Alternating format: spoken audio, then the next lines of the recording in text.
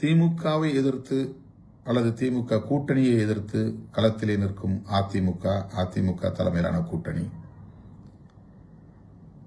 விஜய் தலைமையிலான கட்சி, சீமான் தலைமையிலான கட்சி,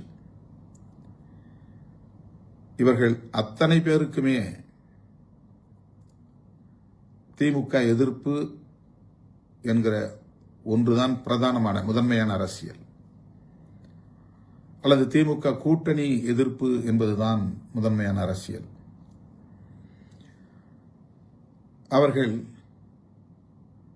மூவரும் அவரவர் சக்திக்கு ஏற்ப இந்த எதிர்ப்பு வாக்குகளை பகிர்ந்து கொள்கிறார்கள், பிரித்துக் கொள்கிறார்கள். புதிதாக களம் காணுகிற தமிழக வெற்றிக் கழகம் திமுக, அதிமுக ஆகிய இரண்டு கட்சிகளுக்கும் எதிரான வாக்குகளை பெருவாரியாக பிரித்துக் கொள்ள இருக்கிறார். ஆனால் தனித்த ஒரு சக்தியாக அவர் திமுக, அதிமுக அல்லது திமுக கூட்டணி, அதிமுக கூட்டணி ஆகிய இரண்டு கூட்டணிகளையும் பின்னுக்கு தள்ளி ஆட்சியை கைப்பற்றும் அளவுக்கான வலிமையை அவர் பெற்றிருக்கவில்லை. அதற்கான வாய்ப்பே இல்லை. ஆக எப்படி கணக்கு போட்டு பார்த்தாலும் திமுக வெற்றி பெறும், திமுக கூட்டணி வெற்றி பெறும் என்கிற போது நாம் போட்டியிடக்கூடிய 8 தொகுதிகளிலும் நாம் வெற்றி பெறுவதற்கான வாய்ப்பு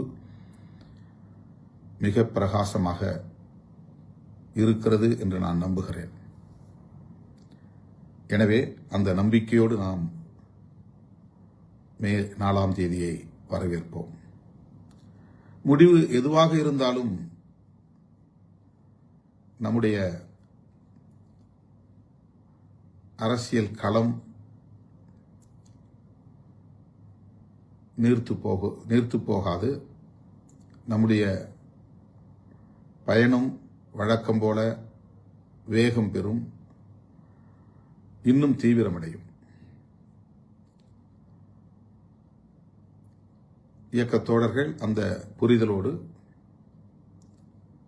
மே 4ஆம் தேதியை வரவேற்போம் என்பதை தெரிவித்துக் கொள்கிறேன். ஒரு வார இதழில் நம்முடைய கட்சியை குறிவைத்து தொடர்ந்து அடுத்தடுத்து 2 கட்டுரைகளை வெளியிட்டிருக்கிறார்கள். அது தொடர்பாக நம்முடைய தோழர்கள் சமூக ஊடகங்களில் கருத்துக்களை பதிவிட்டு வருகிறார்கள். அதை பொருட்படுத்த தேவையில்லை, கடந்து போவோம்.